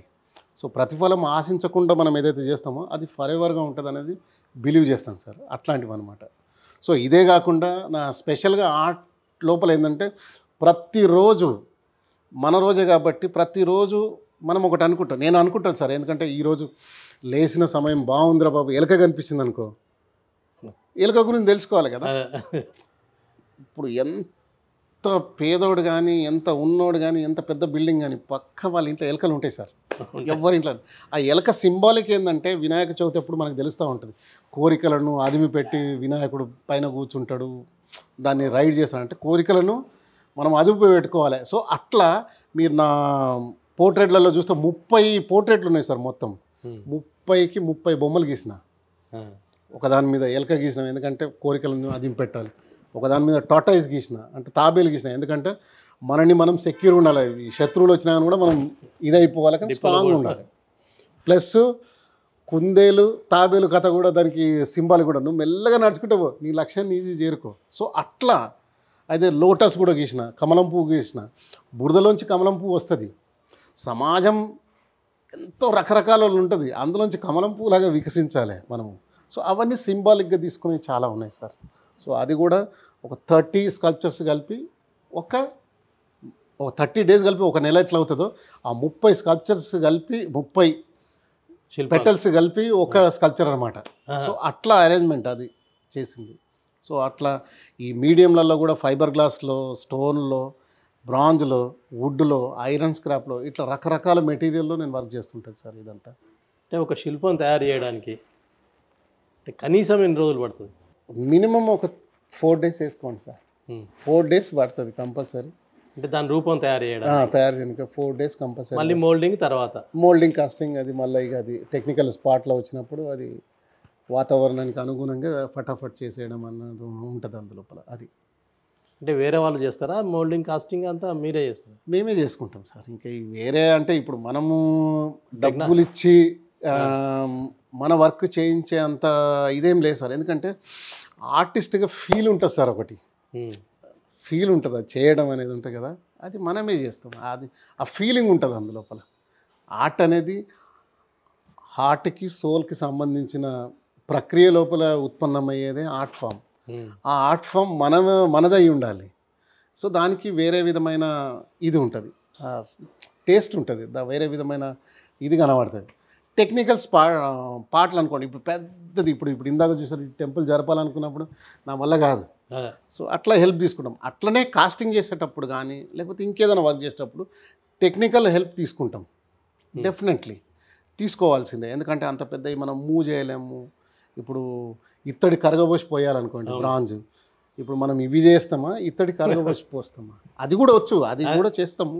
సో అది కూడా చేస్తుంటాం అనమాట. సో అప్పుడు అవసరానికి కొద్దీ కంపల్సరీ హెల్పింగ్ అనేది తీసుకుంటూ ఉంటాము, అది కంపల్సరీ జరుగుతుంది కూడా. అట్లా ఆ టెక్నిక్ తెలిసిన వాళ్ళను తీసుకుంటాం సార్, అది కంపల్సరీగా తీసుకోవాల్సిందే, తప్పది అది. అట్లా మీరు శిల్పకారునిగా పూర్తి స్థాయిలో రాణించడానికి ఎన్నేళ్ళు పట్టింది? పూర్తి స్థాయి అని మాత్రం చెప్పలేను కానీ, కాకపోతే భారతదేశంలోనే ఒక స్కల్ప్చర్ ఫీల్డ్ ఉంది. అందులో మన హైదరాబాద్ నుంచి పేరు చెప్పగానే కాంతారెడ్డి ఉన్నాడు వీడు, ఒక ఆయన ఉన్నాడు, కాంతారెడ్డి ఉన్నాడు అనేది మాత్రం తెలుసు, మన భారతదేశంలో తెలుసు సార్ అందరికీ. అంతవరకు మాత్రం వచ్చినాము. సో దానికి ముఖ్య కారణం ఏంటంటే నేషనల్ అవార్డు రావడం. నేషనల్ అవార్డు రావడము అది ఎందుకంటే మన తెలంగాణలోనే అంటే ఏ సంవత్సరం వచ్చింది, ఏ శిల్పానికి వచ్చింది? నేను 2023లో వచ్చింది సార్ నాకు. 2023లో సో ఐరన్ బ్యూటీ అనే ఒక స్కల్ప్చర్ చేసిన బ్రాంజ్లో. సో ఆ స్కల్ప్చర్కు నేషనల్ అవార్డు వచ్చింది. కాకపోతే మన ఫీల్డ్ ఎట్లాంటిదంటే సార్, ఈ స్కల్ప్చర్ ఫీల్డ్ కానీ, పెయింటింగ్ ఫీల్డ్ కానీ, లేకపోతే ఈ లిటరేచర్, ఈ సాహిత్యం కానీ, ఈ నేషనల్ అవార్డు వచ్చినా ఏదొచ్చినా ఎవరికి తెలియదు. ఎందుకంటే ఇది అంత గ్లామరస్ ఫీల్డ్ కాదు. అంటే గ్లామరస్ ఫీల్డ్ అనేసరికి మీకు అవార్డు వచ్చినప్పుడే అల్లు అర్జున్కి అవార్డు వచ్చింది. ఇది వాస్తవం. ఎందుకంటే ఈ గ్లామర్ ఫీల్డ్లో ఉంటే అది ఎక్కడికో వెళ్ళిపోతుంది సార్ అది. ఎందుకంటే అది చాలా, ఎందుకంటే అది గ్లామర్ ఫీల్డ్లో ఎట్లా ఉంటుందంటే ఈ పబ్లిసిటీ బాగుంటుంది. సో దానికి ఉండే గుర్తింపు కూడా వేరేగా ఉంటుంది. సో ఎందుకంటే నాకు నేషనల్ అవార్డు వచ్చినప్పుడు కూడా అప్పుడు ఎట్లాంటి పరిస్థితి అంటే మన రాష్ట్రంలో అటు ఇటు జరుగుతూ ఉంది కథ అంతా, ఎలక్షన్ల కోడని అదని ఇదని. సో ఢిల్లీ నుంచి కల్చరల్ డిపార్ట్మెంట్కి లెటర్స్ కూడా పంపించారు, అన్నీ చేశారు వాళ్ళు ఢిల్లీ నుంచి. ఎందుకంటే ఈయన నేషనల్ అవార్డు వచ్చింది, ఈయన సాధారణంగా గౌరవపూర్వకంగా ఇట్లా తీసుకొని ఈయనకి ఇది చేయాలి అది చేయాలని పంపించారు, కానీ ఎవరు కూడా రెస్పాండ్ అవ్వలే. ఎందుకంటే ఇప్పుడు అంత చెప్పాలంటే ఏముంది సార్, ఇప్పుడు గద్దర్ లాంటి వాళ్ళకి, గోరేటి వెంకన్న లాంటి వాళ్ళకి, లేకపోతే శివారెడ్డి సార్ లాంటి వాళ్ళకి, సినారే లాంటి వాళ్ళకే సాహిత్యం మీద, ఎందుకంటే సినారే సార్ ఏంటంటే ఆయన సినిమా ఫీల్డ్కి ఉంది కాబట్టి ఆయన చరిత్ర గ్లామర్ వేరే. రిమైనింగ్ ఉన్న వాళ్ళు అంత పెద్దగా కళల పట్ల ఉన్న వాళ్ళకు, లేకపోతే సాహిత్యం పట్ల ఉన్న వాళ్ళకు అంత ఏం ఉండదు సార్. ఎందుకంటే అది వేరే, మన ఫీల్డ్ వేరే. ఎందుకంటే ఇదంతా వేరే విధమైన కళ, అది చరిష్మా ఉన్న కళ. సో దానికి ఉండే పబ్లిసిటీ వేరు, దీనికి ఉండే పబ్లిసిటీ వేరే. అంటే ఒకటి మాత్రం చెప్పగలం సార్, ప్రభుత్వాలు, ఎందుకంటే ఎవరైతే ఇంతకుముందు ఏంటంటే రాజులు శిల్పకారులు, చిత్రకారులను పోషించేవాళ్ళు. సో ఇప్పుడు గవర్నమెంట్ పోషించాలి, కానీ వాళ్ళు ఎందుకంటే ఒక వర్గానికి పోషించడం అనేది కొంచెం వాళ్ళు ఆలోచించుకోవాల్సిన విషయం. ఎందుకంటే ఇక్కడ ఏం అగెనెస్ట్ ఏం కాదు నేను, ఎందుకంటే వీళ్ళు అది చేయాలి ఇది చేయాలి. ఒకటి మాత్రం చెప్పగలం సార్, మన కర్మ సిద్ధాంతంలో ఏదైతే ఉందో అది జరగక మానదు. కర్మ సిద్ధాంతం ఏదైతే ఉందో దాన్ని ఎవ్వరూ మార్చలేరు. మనకి ఏదైతే జరగాల్సింది జరుగుతూనే ఉంటుంది, పోతూనే ఉంటుంది, తప్పకుండా అదే జరుగుతుంది సార్. సో అది బిలీవ్ చేస్తాను నేను కంపల్సరీ. కాకపోతే అది జరుగుతుంది కదా అని చెప్పి చేతులు కట్టుకొని ఉండే రకం కాదు. ఎవ్రీ డే ఎవ్రీ మూమెంట్ పని చేయాలనుకుంటాం, పని చేస్తూనే ఉంటాం. ఎందుకంటే అంటిల్ అన్లెస్ నేను పని ఆపినంటే ఆ రోజు నా శ్వాస ఆగిపోయినట్టే లెక్క. ఇది నేను ఎందుకంటే గాఢంగా నమ్మే విశ్వాసం సార్ నేను. ఎందుకంటే ఏ రోజైతే నేను పని ఆగింది అంటదో, పని అయిపోయిందంటే ఆ రోజు నా శ్వాస లేనట్టు ఫీల్ అవుతాను. ఇంకంతే, ఆ రోజు అట్లనే ఫీల్ అవుతుంది సార్, అట్లనే ఉండాలనుకుంటా. ఇది ఎందుకంటే నేను ఎవ్రీ డే లేచి పూజ చేసుకున్నప్పుడు ప్రతిరోజు భగవంతుని కోరుకునేది ఒక్కటే, భగవంతుడు నా చేత తప్పు జరగనివ్వకుండా చూడు స్వామి. ఎందుకంటే తెలుసో తెలియకుండా మనం నడుస్తూ ఉంటాము, చీమలను దొక్కుతూ ఉంటాం, ప్రాణాలు పోతూ ఉంటాయి. ఒక్కొక్కసారి మన టెన్షన్ వల్ల వేరే వాళ్ళని ఏదో మాటలు అంటూ ఉంటాం, ఎందుకంటే ఆ టెన్షన్స్ అని అనుకోకుండా. సో ఇవన్నిటిని నన్ను క్షమించి మళ్ళీ ఒకరోజు మళ్ళీ ప్రసాదించమని కోరుకోవడమే. ఎందుకంటే జీవితం మళ్ళీ రాసారు, ఉన్నప్పుడు సరిదిద్దుకోవాలి, మంచి పనులు చేయాలి, మంచి ఇది చేయాలనే కోరిక మాత్రం ఉంది సార్ నాకు. మీరు ఏ శిల్పం తయారు చేయడానికి ఎక్కువ కాలం తీసుకున్నారు? అంటే దానిలో ఉన్న సమస్యలు ఏంటి, అంటే ఎక్కువ టైం తీసుకోవడానికి కారణాలు ఏంటి? అయితే ఇప్పుడు ఎట్లా అంటే ఉంటుందంటే సార్, ఇప్పుడు పాలు ఉన్నాయి అనుకోండి సార్, పాలలాగా వేడి చేసుకొని తాగితే మామూలే, అది అప్పటి పూర్తిగా అయిపోతుంది. పాలను ప్రిజర్వ్ చేసుకోవడం కూడా 1 రోజు 2 రోజులో పెట్టుకోవచ్చు, ఫ్రిడ్జ్లో పెట్టి 3 రోజులు పెట్టుకొని. కానీ అంతకన్నా పాలను ఎక్కువ రోజులు పెట్టుకోలేము. కానీ నేను ఎట్లాంటి మనిషిని అంటే, నువ్వు 100 లీటర్ల పాలు తీసుకురా, 1000 లీటర్ల పాలు తీసుకురా, దాన్ని ప్రిజర్వ్ చేసే తత్వం నాది. ఎట్లా అంటే పాలు తీసుకొసుకుంటాం, వేడి పెట్టి, పెరుగు చేసి, వెన్న తీసి, నెయ్యి చేసి నింపి పెడతా. వచ్చే జనరేషన్లు ఏ జనరేషన్లు ఉన్నా కానీ కూడా ఆ నెయ్యిని ఆస్వాదించాలి సార్, ఆ కళను ఆస్వాదించాలి. సో ఈ విధంగా మీరు ఇందాక నా డ్రాయింగ్లు కూడా చూశారు కదా, ఒక్కొక్క డ్రాయింగ్ లోపల ఉన్న దాగి ఉన్న అర్థం ఏదైతే ఉందో చాలా డిఫరెంట్గా చాలా హార్ట్ టచింగ్ ఉంటాయి. ఎందుకంటే మనం నిజంగానే మన వాయిస్ పెరుగుతున్నప్పుడు ఆయుస్ తగ్గుతుందని అనుకోము, కానీ జరుగుతూ ఉంటాయి. ఆటోమేటిక్ ఇట్లాంటివన్నీ ఉంటాయి సార్. సో అట్లనే ప్రతి వర్క్ లోపల ఇప్పుడు తెలంగాణ హెరిటేజ్ జరిగినప్పుడు నేను నా భార్య మేము ఉప్పల్లో ఉండేది. అప్పటికి ఇల్లు లేదు. సో ఉప్పల్లో ఉండేది. అప్పుడు ఎప్పుడైతే తెలంగాణ హెరిటేజ్ అప్పుడు రెగ్యులర్గా ఉస్మానియా క్యాంపస్ వచ్చి కూర్చునేది. నేను కూర్చొని అన్నింటిలో పార్టిసిపేట్ చేసేది. ఎందుకంటే నా మిస్సెస్ కూడా లెక్చరర్, ఆమె కూడా. సో ఎందుకంటే జనరేషన్ ఏం పేరు ఆమె అర్చన, ఆమె పేరు డాక్టర్ అర్చన. ఆమె పిహెచ్డి కూడా అయిపోయింది. ఆమె టీచింగ్ చేస్తుంది కేఎంఐటి కాలేజ్లో, కేశవ్ మెమోరియల్లో. సో ఆమె మేము ఏంటంటే ఎప్పుడు కూడా ఎందుకంటే మా జీవితం అయిపోయింది సార్. ఎందుకంటే మనం 40 దాటినాం కాబట్టి ఇంకా మనం ఎక్కువ ఆశ పెట్టుకోవద్దు. మనం ఎంతవరకు ఉన్నామో అంతవరకే. సో ఆ టైంలో మన యంగ్ జనరేషన్ ఏమైపోతుంది దాని గురించి ఆలోచించేది అప్పుడైనా ఇప్పుడైనా. సో మేమిద్దరం కూడా ఇప్పుడు మా పిల్లల పేర్లు కూడా ఎట్లా అంటే మా బాబు పేరు ప్రేరక్ రెడ్డి. ప్రేరక్ రెడ్డి ఎందుకంటే మేమిద్దరం టీచర్లం కాబట్టి, ఫ్యాకల్టీ కాబట్టి ప్రేరేపించే వాళ్ళం, స్టూడెంట్లకు ఎంకరేజ్ చేసేవాళ్ళం. సో అందుకోసం ఆ పేరు పెట్టింది అబ్బాయికి. సో అట్లా జీవితం కూడా ఎట్లా ఉంటుందంటే సార్, భాగస్వామితోటి కరెక్ట్గా షేరింగ్ ఉన్నప్పుడు, కరెక్ట్గా ఉన్నప్పుడే దారి గమ్యం చేరడానికి ఈజీగా ఉంటుంది సార్, ఆటంకాలు లేకుండా ఉంటుంది. సో ఆ టైంలో ఉద్యమ సమయంలో కలిసి పనిచేసినాము. ఆఫ్టర్ ఉద్యమం సమయం తర్వాత కూడా ఈ పిల్లల కోసమే పనిచేస్తున్నాం సార్, పిల్లల కోసమే పని. ఇప్పటికీ నేను జాయిన్ అయ్యి దగ్గర దగ్గర 23 సంవత్సరాలు అవుతుంది సార్ నేను టీచింగ్లో ఉండి. టీచింగ్లో ఉన్న తర్వాత నేను తీసుకున్న ఏ ఒక్క రూపాయి కూడా, శాలరీగా తీసుకున్న ఏ ఒక్క రూపాయి కూడా నేను కానీ నా పిల్లలకు కానీ నా ఫ్యామిలీకి ఖర్చు పెట్టలే. నేనంతా స్టూడెంట్లకు ఎవరైతే విద్యార్థులు ఉన్నారో, నాకు శాంతినికేతన్లో ఎవరైతే హెల్ప్ చేసిరో, సో ఆ విధంగా నా వృత్తి ప్రవృత్తి మీద వచ్చిన డబ్బుల్ని ఇప్పటికి స్టూడెంట్లకే ఇస్తాను. ఏ ఒక్కరోజు కూడా వాడింది లేదు. ఎందుకంటే నేను చేసిన వర్కులతో వచ్చిన డబ్బులతో నా ఫ్యామిలీ కానీ, మా పిల్లలకు ఫీజులు కానీ, బట్టలు కానీ, అవి వీటితో కొన్నా కానీ ఆ డబ్బులు మాత్రం ఎప్పుడు కూడా నేను వాడుకోలేదు. సో మామూలుగా ఏంటంటే సార్ ఒక్కొక్కసారి ఎట్లా ఉంటుందంటే ఎండ్లెస్ కాలం అనేది ఒక ఆర్టిస్ట్ చేసింది సార్, బ్రాంక్యూసీ అనే ఆర్టిస్ట్ ఎండ్లెస్ కాలం చేసింది. సో ఆ వర్క్ని ఇన్స్పైర్ అయిన తర్వాత సో అట్లాంటి వర్క్ చేయాలని చెప్పి చాలా తాపత్రయపడ్డా. ఆ ప్రత్యేకత ఏంటి? ఎందుకంటే అది ఎప్పుడు చూసినా కానీ కూడా అది ఎండ్ అయినట్టు కనబడదు. అది ఇంకా పోతా ఉంటే ఇంకా ఇప్పుడు రోజు తర్వాత రోజు ఎలా వస్తుంటుందో చూసినా కొద్దీ ఒక మార్పు కనిపిస్తుంటుంది. రోజు తర్వాత రోజు వస్తూ ఉంటుంది. ఏ యాంగిల్లో చూసినా కానీ అది డిఫరెంట్గా ఉంటుంది. సో అది ఎప్పుడు కూడా ఒడిచిపోయినట్టు ఉండదు. సో అట్లా నేను కూడా ఇన్ఫినిటీ అనే ఒక స్కల్ప్చర్ స్టార్ట్ చేసిన. ఇన్ఫినిటీ అనంతం. అనంతం అనేది ఎట్లా స్టార్ట్ చేసినంటే గాలి ఉందనుకోండి ఇట్లా వేవ్స్ లాగా ఉంటుంది, ఇది అనంతం. సో వేవ్స్ ఉన్నాయనుకోండి ఇట్లా ఇట్లా అనంతం, ఇటు నుంచి అన్న పోనీ అటు నుంచి అన్న అవి అనంతం. అట్లనే ఒక లైన్ ఉందనుకోండి, ఒక లైన్ గీసినాం అనుకోండి, దాని పక్కన చిన్న లైన్ గీస్తే అది పెద్ద లైన్ అవుతుంది, దాని పక్కన ఇంకోటి పెద్దది గీస్తే అట్లా అనంతమైంది. అట్లా నేను మా ఫాదర్ ఏదైతే పని చేస్తున్నా ప్లౌస్ ఉంటాయి కదా, ఆ ప్లౌస్ తోటి ఒక స్కల్ప్చర్ చేసిన మొత్తం. అది ఇట్లా ఏంటంటే ఇట్లా స్పైరల్ లాగా ఇట్లా అని ఇట్లా పోతూ ఉంటుంది. ఇట్లా అంటే ఇట్లా తిరిగి ఇట్లా అనంతంలోకి కలిగినట్టు ఉంటుంది అనమాట. ఆ స్కల్ప్చర్ చేయడానికి ఆల్మోస్ట్ 1 year పట్టింది సార్. ఒక సంవత్సర కాలం, సుదీర్ఘకాలం అట్లా పెట్టుకొని ఉండేది. మెటీరియల్ పెట్టుకొని చూసుకుంటూ కూర్చుంటే అంతే. సాయంత్రం నైట్ కాగానే వచ్చి కూర్చొని చూసేది ఇట్లా, అమ్మ సరే చేయాలి. సో చేస్తాము, సరిపోదు, ఇరగొడతాము, చేస్తాము, పడగొడతాము, మళ్ళీ చేస్తాము, ఇట్లాంటివన్నీ జరుగుతూ ఉంటాయి.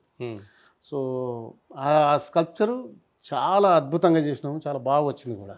ఎందుకంటే టైం ఆ సబ్జెక్ట్ అట్లా వచ్చింది. ఒక్కోసారి ఎందుకంటే కొన్ని స్కల్ప్చర్లు 1 year మీద అయినా కానీ కూడా లాస్ట్కి తీసేస్తా సార్, మంచి అనిపించి తీసేస్తాం, వద్దురా బాబు అని. ఎందుకంటే ఇప్పుడు ఉన్న స్టాండర్డ్ కన్నా తక్కువ ఉందనుకోండి, దాన్ని ప్రజెంట్ చేయడం వేస్ట్. స్టాండర్డ్ ఏదైతే ఉందో కొంతమందికి తెలుసు ఈయన ఈ వర్క్ చేస్తాడంటే అది బ్రెయిన్లో రిజిస్టర్ అయి ఉంటుంది అందరికీ, ఆడియన్స్కి. అంతకన్నా తక్కువ ఉందనుకో, పోయి ఇది ఎందుకు చేసిండు అనేది అది భరించలేను నేను, కాకపోతే అంతకన్నా ఏం చేయకుండా సప్పుదాగా చేతులు కట్టుకొని నిలబడి ప్రాబ్లం లేదు, కానీ చేస్తే అంతకన్నా ఒక చెంచాడు టేస్ట్ ఎక్కువనే చేయాలి. సో అదొకటి ఫీలింగ్. ఎందుకంటే యాజ్ ఎ టీచర్గా ఉన్నప్పుడు అలవాటైంది, అది టీచర్గా లెక్చరర్గా ఉన్నాం కాబట్టి ఇది అలవాటైంది. ఎందుకంటే ఎప్పుడు కూడా స్టెప్పు అక్కడున్నా పర్లేదు కానీ అంచెలంచెలుగా ఎదగాలి, అది మాత్రమే, అది వర్క్లో కానీ జీవితంలో కానీ. జాతీయ స్థాయి అవార్డు అది ఉన్నతమైనది. రాష్ట్ర స్థాయి అవార్డులలో ఏ అవార్డు మిమ్మల్ని ఎక్కువగా ప్రభావితం చేసింది? హైదరాబాద్ ఆర్ట్ సొసైటీ అవార్డు చాలా ప్రభావితం చేసింది. ఎందుకంటే నేను ఆల్మోస్ట్ 12వసారికి, అంటే వరుసగా 12 సార్లు పంపిస్తే 12వసారి నాకు award ఎంపికైంది. 12వసారి అవార్డుకి ఎంపికైంది. ఎంపిక అవుతుంటే కానీ అవార్డు అనేది చాలా గొప్ప విషయం కదా. అది కూడా హైదరాబాద్ ఆర్ట్ సొసైటీలో గోల్డ్ మెడల్ వచ్చింది కదా. సో అది వచ్చిన తర్వాత వేరే విధమైన ఇదనమాట. ఎందుకంటే ఎప్పటి నుంచో చూస్తున్నాం ఆ హైదరాబాద్ ఆర్ట్ సొసైటీ అనేది 100 సంవత్సరాల పై చరిత్ర ఉన్న సంస్థ. సో అట్లాంటి ఆర్గనైజేషన్ చిన్నగా ఉన్నప్పటి నుంచి వింటున్నాము. సో అందులో అవార్డు రావడం అనేది నిజంగా ఆర్ట్ ఫీల్డ్లో చాలా గొప్ప విషయమే చెప్పాలంటే. First Hyderabad art society award రావడం చాలా turning point. Second Telugu university award రావడం అది ఇంకా, ఎందుకంటే వరుసగా ఇంకా ఇవన్నీ, ఎందుకంటే ఒక వర్క్ ప్రాసెస్లో జరుగుతున్నప్పుడు సో అవి వస్తూ ఉంటే ఎంకరేజ్మెంట్ అనేది జరిగింది. సో అట్లా వర్కులు చేసుకోవాలి. కానీ Hyderabad art society gold medal అనేది మాత్రం నా జీవితంలో మొదటిది. అది ఫర్ ఎవర్ ఉండేటట్టు అనిపిస్తుంది నాకు, ఎందుకంటే బీయింగ్ హైదరాబాద్. ఇంకా ఏ అవార్డులు వచ్చాయి? So Hyderabad art society, Telugu university award, plus Bombay art society award sir. ఇది కూడా చాలా గొప్పది. ఎందుకంటే బాంబే ఆర్ట్ సొసైటీ 131 సంవత్సరం అయింది ఇప్పటికీ. సో బిఫోర్ లాస్ట్ ఇయర్ నాకు బాంబే ఆర్ట్ సొసైటీ ప్రొఫెషనల్ కేటగిరీలో సిల్వర్ మెడల్ వచ్చింది. సో అది కూడా చాలా గొప్ప అవార్డు. ఎందుకంటే ఆర్టిస్ట్గా మన భారతదేశంలో పుట్టినందుకు ఒక 4-5 అవార్డ్స్ ఉంటాయి సార్. అందులో ఆల్మోస్ట్ ఒక అవార్డు బాకీ ఉంది, అన్నీ వచ్చినట్టే లెక్క. ఎందుకంటే అది నిజంగా చేరిపోయింది అప్పటికి. అదొక పూర్వజన్మ సుకృతం సార్. అందుకంటే జీవితకాలంలో కూడా నేషనల్ అవార్డు రాని వాళ్ళు చాలామంది ఉన్నారు సార్. అవును, నేషనల్ అవార్డు అనేది జీవితకాలంలో ఒకసారి వస్తుంది, అందరికీ రావాలని లేదు. సో అది రావటం అనేది నిజంగా పూర్వజన్మ సుకృతం అనుకోవాలి. మా తల్లిదండ్రులు నాకు ఈ జన్మనిచ్చి, ఈ బుద్ధినిచ్చి, మా టీచర్లు నాకు ఈ విద్యనిచ్చి, విద్యాబుద్ధులు నా ఫ్రెండ్స్ నాకు ఎంకరేజ్ చేసి, వీళ్ళందరి వల్ల ప్రోత్సాహం వల్ల, వాళ్ళందరూ బ్లెస్సింగ్సే అనుకుంటా సార్ నేనైతే. ఎందుకంటే ఏ రోజు కూడా వాళ్ళని మర్చిన రోజు లేదు నేను. సో వాళ్ళ బ్లెస్సింగ్ వల్లనే ఇవన్నీ అవుతున్నాయని అవుతున్నాయని నేను నమ్ముతున్నా కూడా సార్. అదే కాకుండా ఈ అవార్డులే కాకుండా క్యాంపులు జరిగినాయి సార్. ఆర్ట్ క్యాంపుల్లో రకరకాలుగా 80 ఆర్ట్ క్యాంపుల్లో మీరు పాల్గొని ఉంటారు. అవును సార్. దేశంలోని వివిధ ప్రాంతాలు, అన్ని రాష్ట్రాలు సందర్శించుంటారు. అవును సార్. సుమారు ఏ రాష్ట్రంలో ఏ ఆర్ట్ క్యాంపు మిమ్మల్ని ఎక్కువగా ప్రభావితం చేసింది? ఒకటి సార్, ఎందుకంటే నేను కాశ్మీర్ నుంచి కన్యాకుమారి వరకు సార్, ప్రతి రాష్ట్రంలో ప్రతి మేజర్ సిటీలలో నేను ఆర్ట్ క్యాంపులలో పార్టిసిపేట్ చేసిన. శిల్పకారునిగా, ఓన్లీ శిల్పకారునిగా కొన్ని ఏంటంటే ఆర్ట్ గురించి ఏదైతే సంభాషణలు ఉంటాయో సార్, ఏవైతే కాన్ఫరెన్స్లు ఉంటాయి, సో అందులో కూడా పార్టిసిపేట్ చేయడం జరిగింది. అది పక్కన పెడితే శిల్పకారునిగా చేసినవి మాత్రం అద్భుతమైన కళాఖండాలు చేసినాము, అద్భుతమైన ఎక్స్పీరియన్స్ కూడా. సో అందులో ఒక గొప్ప ఎక్స్పీరియన్స్ ఏంటంటే, కరెక్ట్ హిమాలయాలు ఇక్కడ ముంగట ఉంటాయి సార్, ఇక్కడ ఉన్నా నేను ఇక్కడ. అదేంటంటే గ్యాంటాక్, సిక్కిం. ఎటు చూసినా కానీ కూడా మంచుతో ఉంటుంది సార్, మొత్తం మంచు, తెల్లగా మంచు, చల్ల చలి. ఆ చలిలో వుడ్ కార్వింగ్ చేయటము, మంచు పడతా ఉంటుంది, వుడ్ కార్వింగ్ చేయటం. మాకు హౌస్ ఎక్కడ ఇచ్చారంటే కరెక్ట్ గవర్నర్ ఇంట్లో సార్. గవర్నర్ ఈ పక్కన అదే ప్లాట్ఫామ్లో అదే గవర్నర్ గెస్ట్ హౌస్లో ఇచ్చారు.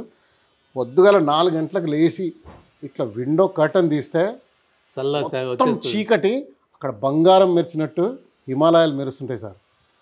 అది నిజంగా ప్రపంచంలో ఇంత అదృష్టం ఎవరికైనా ఉంటుంది అనిపించింది సార్. ఇది 2006-7 ఆ టైంలో సార్. నిజంగా నాకు అంటే అంతసేపు మనము ఇటు కన్యాకుమారి పోయినా ఇక్కడ పోయినా కానీ ఎప్పుడు ఐస్ చూడలే. సినిమాలలో చూడటం బాగుంది, కానీ ఆ కొండలలో అట్లాంటి ప్లేస్లలో అన్ని కొండలే సార్. ఆ కొండలలో మనల్ని తీసుకుని వెళ్ళి అక్కడ ఉండటము, ఇటు హిమాలయాలు కనిపించడం అనేది నిజంగా కలలాగానే అనిపించింది సార్ అప్పుడైతే. అది మామూలు కొండల నుంచి ఇట్లా కిందికి చూస్తే ఇట్లా ఇట్లా మబ్బులన్నీ తయారై పైకి ఇట్లా వస్తుంటాయి సార్. ఇట్లా అంత యానిమేటెడ్ లాగా అనిపించింది నాకైతే అప్పుడు. నిజంగా కలలాగానే అనిపించింది సార్. ఇప్పటికీ ఆలోచిస్తే అది నిజమా అనే ఫీలింగ్ అయితే కలుగుతుంది సార్ అది. సో అది ఆ 10 రోజులు మాట్లాడలేము సార్, అంత చలి. ఇట్లా దవడలు ఇట్లా పోతుంటాయి, ఇట్లా కాళ్ళు ఈ షూస్లకని ఇంకో షూస్ ఇస్తారు వాళ్ళు, ఆ షూస్ వేసుకొని ఇవన్నీ ఉంటుండే.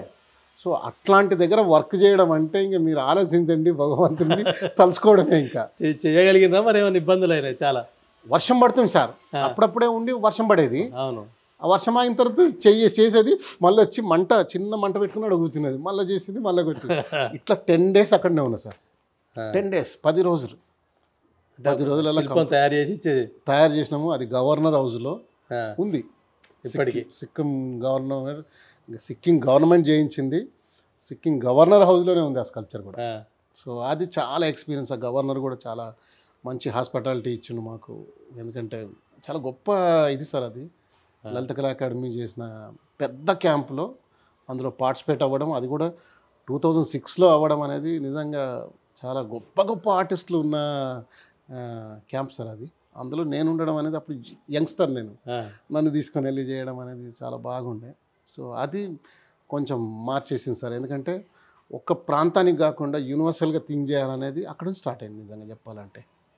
ఎందుకంటే జియోగ్రఫికల్గా భారతదేశంలో ఉన్న అన్ని కూడా తిరగటంలో అది డిఫరెంట్ వ్యక్తిత్వాన్ని ఆలోచించేటట్టు చేసిన ప్రధానమైన క్యాంప్ అయిపోయింది సార్ అది నాకు. అప్పటి నుంచి అంటే ఆలోచనలో మార్పు జరిగింది చెప్పాలంటే. మీరు ప్రొఫెసర్గా అనేక సెమినార్లకు వెళ్ళారు. అది వివిధ రాష్ట్రాల్లో జరిగిన సెమినార్లు. ఎక్కడ ఎక్కువ మీకు అనుకూలం అనిపించింది? అంటే చెప్పడంలో, విద్యార్థులు స్వీకరించడంలో, లేదా ముందున్న ప్రేక్షకులు స్వీకరించడం, అవన్నీ ఉంటాయి కదా రకరకాలుగా. మనం చెప్పేది వాళ్ళు వినకపోతే మనకు బోర్ వస్తుంది. అది ఎక్కడ మీకు బాగా అనిపించింది?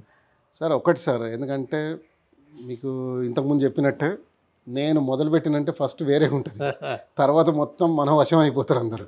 సో ఇట్లా బాంబే జేజే కాలేజ్ ఆఫ్ ఫైన్ ఆర్ట్స్ అని ఉంది సార్ బాంబేలో. ఆ కాలేజ్లో సెమినార్కి వెళ్ళినప్పుడు మొత్తం బాంబే అంటే చాలా ఫాస్ట్ కల్చర్. అంత అమ్మాయిలు కానీ అబ్బాయిలు కానీ చాలా ఫాస్ట్గా ఉండి అంత యోయో టైప్ ఉంటారు. సో ఫస్ట్లో స్టార్ట్ అయినప్పుడు అందరు కొంచెం అల్లరి, మామూలే, పిల్లలు కదా, ఫైన్ ఆర్ట్స్ పిల్లలు, స్కల్ప్చర్ పిల్లలు, అంత టాలెంటెడ్ అందరు ఉన్నారు. సో వాళ్ళకేందంటే నేను ఎప్పుడు కూడా టీచర్ లాగా ఏం పరిచయం చేసుకొని చెప్పే అంత ఇది లేదు. చక్కగా సెమినార్ ఉంటే డయాస్ మీద నిలబడ అదేం చేయలే, మైక్ తీసుకొని చక్కగా వాళ్ళ సైడ్కి వెళ్ళిపోయాను. అక్కడి నుంచి మొదలుపెట్టిన. సో అది ఛాలెంజింగ్ ఉండే, నాకు బాగా ఛాలెంజింగ్ ఉండే ఒకటి. ప్లస్ ఆ పిల్లలందరినీ మన వైపు టర్న్ చేసుకుంటాం కదా, సో ఆ విధానం బాగుండే సార్. ఎందుకంటే ఆ పిల్లలను చూసిన తర్వాత ఇమీడియట్గా నేను మార్చుకోవాలనే పద్ధతి, అప్పుడు డెసిజన్ ఏదైతే ఉందో ఇమీడియట్గా మార్చేసుకొని ఈ డయాస్ మీద ఉండకుండా వాళ్ళ దగ్గరికి వెళ్ళిపోయి మైక్ తీసుకొని మీ పేరేంటి, మీరెట్లా, అది ఇది అని చెప్పుకుంటూ వాళ్ళ లోపల ఉన్న గొప్పతనాన్ని వాళ్ళకే చెప్తుంటూ ఒక 15 నిమిషాలు మీ స్టైల్ బాగుంది, మీరు బాంబే వాళ్ళు కదా, మీరు అహ్మదాబాద్ వాళ్ళు, ఔరంగాబాద్ వాళ్ళు కదా, చాలా బాగున్నారు, మీరు ఇట్లా చేస్తున్నారు, ఇప్పుడు అల్లరి చేసినాక వావ్ నీ వాయిస్ చాలా బాగుంది, నువ్వు డబ్బింగ్లో ట్రై చేయొచ్చు కదా, హైదరాబాద్లో పెద్ద ఫీల్డ్ ఉంది అని చెప్పి వాళ్ళకి చెప్పడము.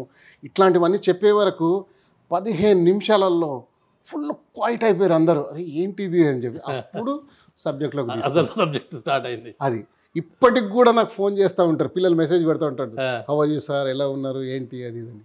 సో అది ఛాలెంజింగ్ సార్. ఎందుకంటే మన సిటీకి బాంబే సిటీకి చాలా వ్యత్యాసం ఉంది. టీచింగ్ లోపల అట్లనే ఉంది, ప్లస్ లైఫ్ స్టైల్ కూడా డిఫరెంట్ సార్. లైఫ్ స్టైల్ అయితే చాలా మార్పు. అంత వాళ్ళని హ్యాండిల్ చేయడం కొంచెం నాకు కూడా ఛాలెంజింగ్ ఉండే, కానీ బాగుండే సార్. అది ఆ కష్టాన్ని తట్టుకున్నారు బాగా.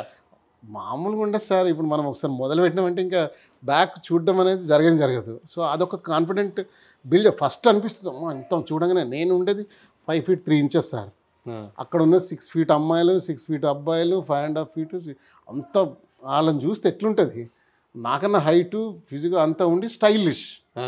వాళ్ళని చూస్తే ఇంకా మనం నర్వస్ అయిపోతాం.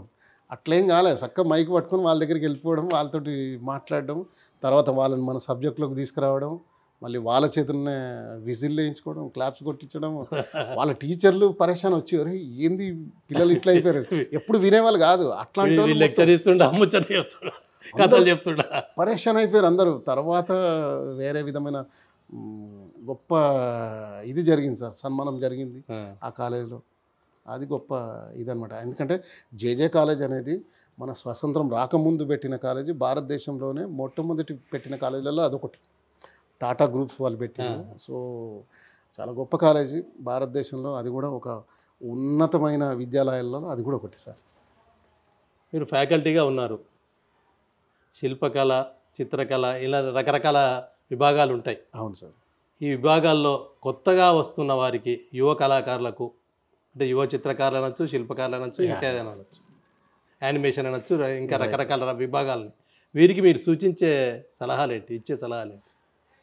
ఇప్పుడు యువ కళాకారులు, యువ చిత్రకారులు, యువ స్టూడెంట్స్ అనేదానికి ఒక్కటే సార్ నేను చెప్పేది, తల్లిదండ్రులను గౌరవించడం ఒకటి, పెద్దల పట్ల ప్రేమ ఆప్యాయంతో ఉండడం రెండు, గురువుల పట్ల వాళ్ళు చెప్పిన మాటల పట్ల పూర్తి అంకిత భావంతో ఉండి వాడిని ఆచరణ పెడితే మనకు అవసరం లేదు సార్, ఇంకా ఆలోచించేది అవసరం లేదు. వాళ్ళ బ్లెస్సింగ్స్ తోటి నువ్వు ఎక్కడ పోతావో, ఎక్కడ ఎంత పై స్థాయికి వెళ్తావు అనేది మనం చెప్పలేం సార్.